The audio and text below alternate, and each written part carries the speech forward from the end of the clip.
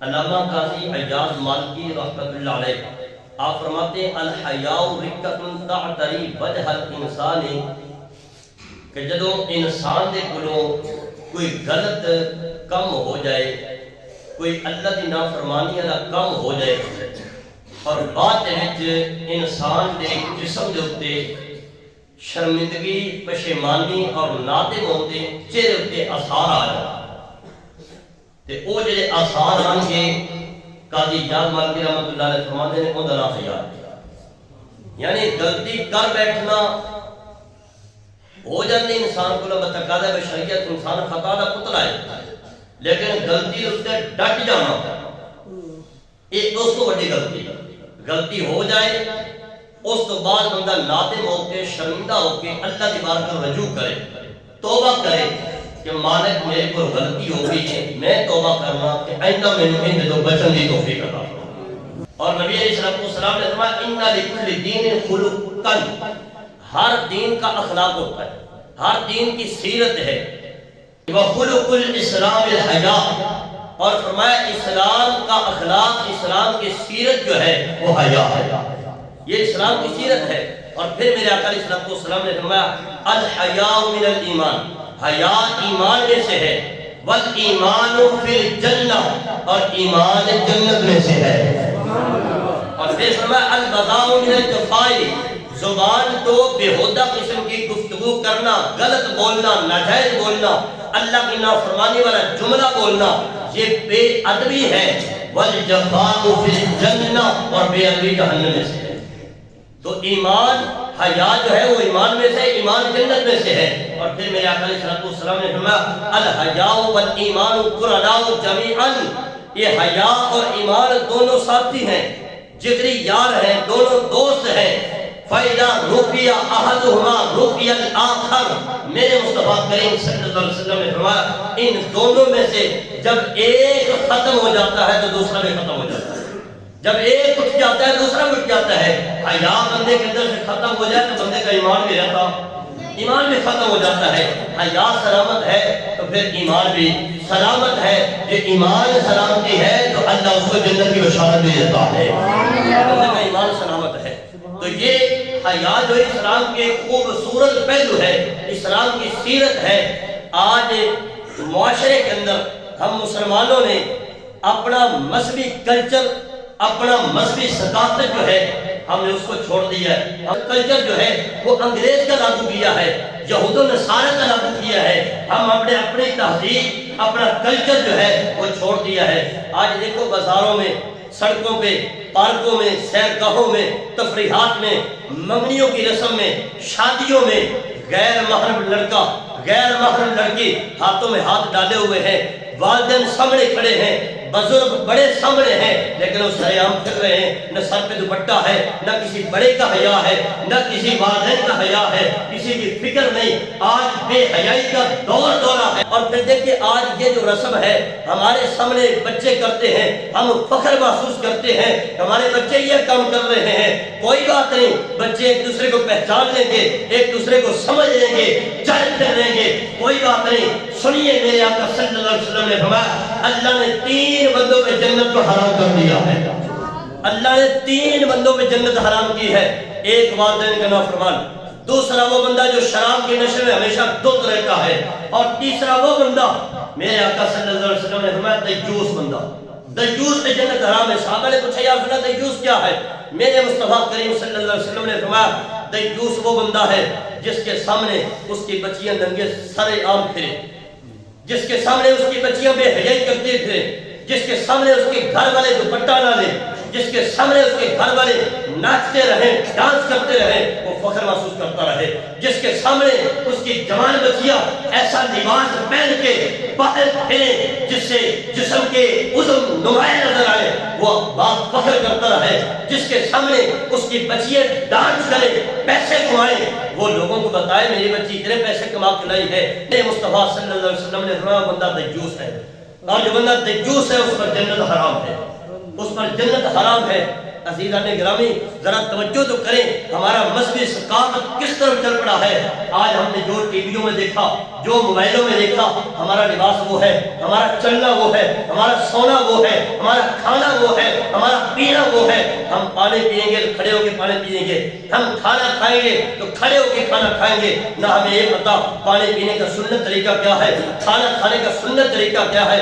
اسلام کرنا ہے تو ہم نے 2 انگلیاں ملانی ہے، 2 ہاتھوں سے سلام کرنا سنت ہے، بڑے ادب سے سلام کرنا چاہیے۔ ہمیں وہ چیز یاد نہیں۔ آج بے حیائی سے دور دورہ ہے، حیا ختم ہوگی۔ میرے مصطفیٰ نے فرمایا جب حیا ختم ہو جاتی ہے پھر بندے کا ایمان بھی ختم ہو جاتا ہے، پھر بندے کا ایمان بھی ختم ہو جاتا ہے۔ عزیزان گرامی آج دیکھیے، مجھے بتائیے، حج کرنا اللہ کی عبادت ہے، عمرہ کرنا اللہ کی عبادت ہے، اور جس کو رب توفیق عطا، میں دعا کرتا ہوں اللہ سب کو توفیق عطا فرمائے۔ آنے والے سال ماہ رمضان کے اندر اللہ سب کو حج بیت اللہ کے ساتھ نصیب فرمائے۔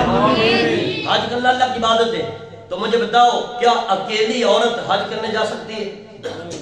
بولیے، اسلام اجازت ہے؟ اسلام کہتا ہے عورت جائے محرم کے ساتھ جائے، باپ ہو، بیٹا ہو، بھائی ہو، شوہر ہو، کوئی ساتھ ہو، پھر عورت حج کرنے جائے۔ اور پھر دیکھیے قبرستان جانا ہے، باپ کی قبر پہ، شوہر کی قبر پہ، بیٹے کی قبر پہ جانا دعا کرنے، عورت اکیلی جا سکتی ہے؟ نہیں۔ اسلام کہتا ہے محرم ساتھ ہو، پردہ کر کے جائے۔ قبرستان جانا ہے دعا کرنے، اچھا کام ہے وہ کرنے جانا ہے، باپ پردہ جائے، محرم ساتھ ہو۔ حج کرنا عبادت ہے، عبادت کرنے جانا ہے۔ اسلام کہتا ہے باپ پردہ جائے، محرم ساتھ ہو۔ اور یار سچی سچی دسو کہ اللہ کی عبادت کرنی ہو، دعا کرنی ہو، تو اسلام بے پردگی کی وہاں اجازت نہیں دیتا، عورت کو اکیلے جانے کی وہاں اجازت نہیں دیتا، تو عورتوں کو بازار میں اکیلے جانے کی اسلام کیسے اجازت دے گا؟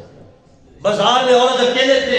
آج ہم تعلیم دلواتے ہیں، مغربی کلچر، انگریزی تعلیم، جب کالج یونیورسٹی کو تعلیم پڑھ کے بچیاں آتی ہیں پھر کیا ہوتا ہے، نہ والد کی فکر ہے نہ والدہ کی فکر ہے۔ بازار جانا ہے بچی اکیلی جا رہی ہے، پارک جانا ہے بچی اکیلی جا رہی ہے، شاپنگ مال جانا ہے بچی اکیلی جا رہی ہے، اور پھر حالت کیا ہے، پھر پورے زیب و زینت کر کے، سرخی پاؤڈر لگا کے، خوشبو لگا کے، کپڑے زرد برد پہن کے عورت اکیلی بازار میں جا رہی ہے۔ مجھے بتاؤ یہ انداز اپنا کے ہماری بچی جب گھر سے باہر نکلے گی تو پھر کیا بات ہے، گھر سے تو جا رہی ہے، وہاں کسی کے ساتھ پھرتی نہیں ہوگی، وہاں کسی کے ساتھ پھرتی نہیں ہوگی۔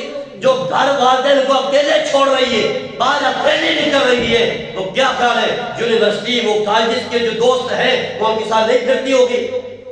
کیا خیال ہے وہ منہ کالا نہیں کرے گی؟ کس گارنٹی سے کہہ سکتے ہیں؟ اسلام اس کی اجازت نہیں دیتا۔ اسلام تو کہتا ہے عورت گھر سے باہر نکلے تو خوشبو نہ لگائے، زیب و زینت نہ کرے، کپڑے عام روٹین والے پہنے، خوشبو لگائے بغیر، سرخی پاؤڈر لگائے بغیر، پردہ کر کے گھر سے باہر نکلے۔ اور مجھے بتایا جب اس حالت میں ہماری بچی گھر سے باہر نکلے گی، جو چوکوں میں چرواہوں میں نوجوان نسل کھڑی ہے وہ کیا سر جھکا کے کھڑی ہوگی؟ وہ کیا سر جھکا کے کھڑی ہوگی؟ وہ تو پہلے منتظر ہے کسی کی بچی بہن آئے، ہم نظریں پھاڑ پھاڑ کے دیکھتے اس کو۔ اور میں نوجوانوں سے کہنا چاہتا ہوں، ارے میرے بھائیوں، ہم کسی کی بہن بیٹی کو نظریں پھاڑ کے دیکھتے ہیں، ہمیں یہ خیال کیوں نہیں آتا گھر میں میری بہن بھی ہے، گھر میں میری ماں بھی ہے، گھر میں میری بچی بھی ہے؟ اپنے گھر کا خیال کیوں نہیں آتا؟ کسی کی طرف دیکھتے ہیں، کیا اپنے گھر میں ماں بہن بیٹی نہیں ہے؟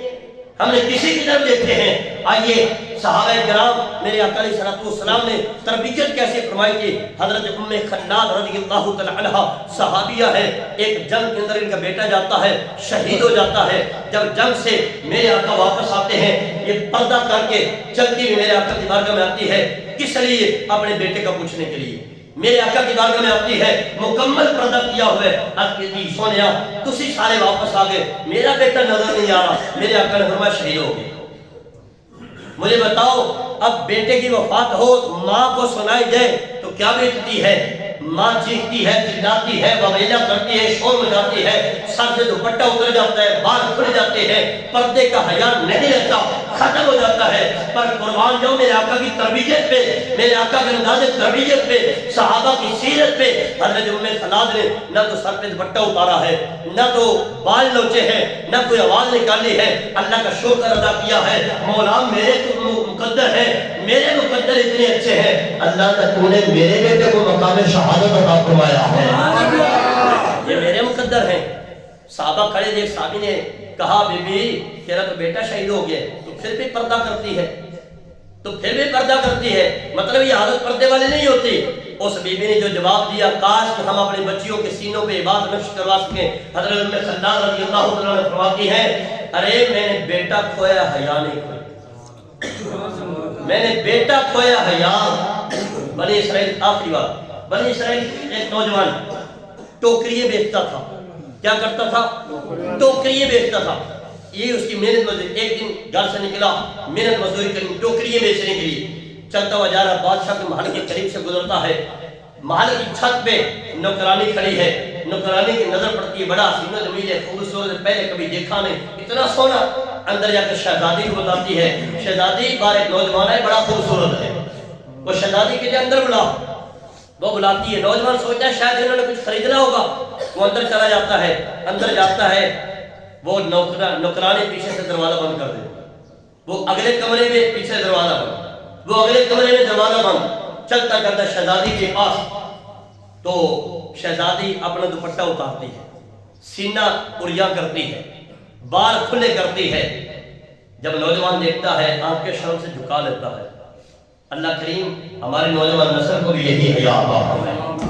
आंखें झुका लेता है, कहता बीबी जो खरीदना है जल्दी से खरीदो, मैंने जाना भी है। वो शहजादी कहते मैंने खरीदने के लिए नहीं बुलाया, मेरा मकसद तो कोई और है, मैंने तो किसी और मकसद के लिए बुलाया, आ वो पूरा कर। वो कहता बीबी अल्लाह का हया कर, अल्लाह देख रहा है। वो कहती इतने सारे दरवाजे बंद हैं, ताले लगे हैं, कमरे दरवाजे बंद हैं, इतने कमरों में रब कैसे देख रहा है? वो कहता है बीबी एक तरह ख्याल है कि रब नहीं देख रहा, मुझसे पूछ के देख, मेरा रब यहाँ भी देख रहा है।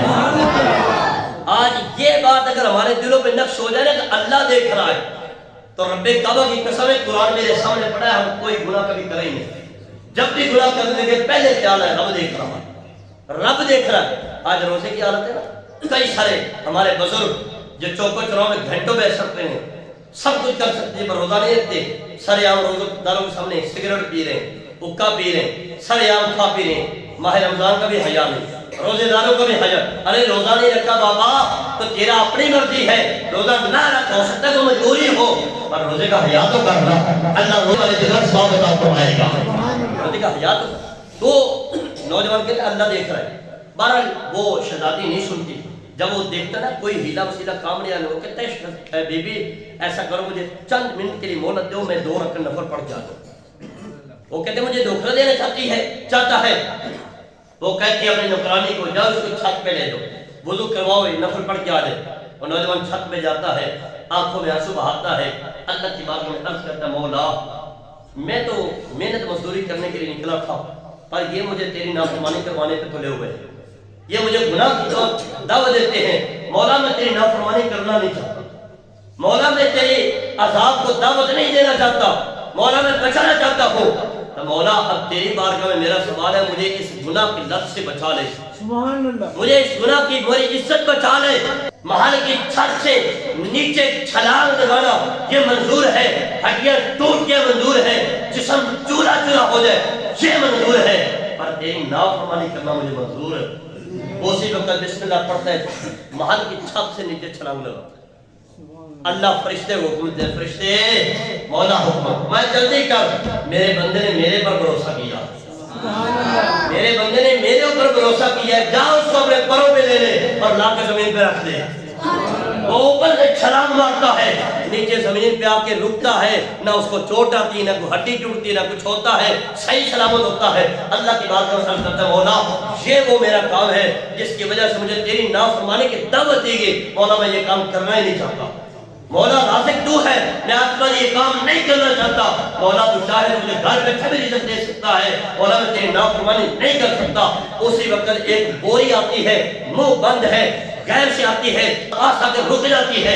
नौजवान उस बोरी का मुंह खोलता है तो देखता क्या है, अंदर बोरी सोने की भरी हुई है, बोरी सोने की भरी। यार रब की जात पे भरोसा करके दे देखो। आज लोग कहते हैं मैं जी मजबूर हो गया था, मैं फंस गया था, मेरी मजबूरी ने यह काम करवा दिया, मैं गरीब था, मेरे पास पैसे नहीं थे, मैं ऐसा क्यों नहीं करता, मैं तो मजबूर था, मेरी मजबूरी। और भाई कौन सी मजबूरी तेरी है? कोई शरीयत से बढ़ के मजबूरी है? मजबूरी है तो रब के सामने रखना, تو پریشانی ہے تو رب کے سامنے رکھنا، مولا اس پریشانی سے مجھے نجات عطا فرما، پھر دیکھ تیرا رب کرم کیسے فرماتا ہے۔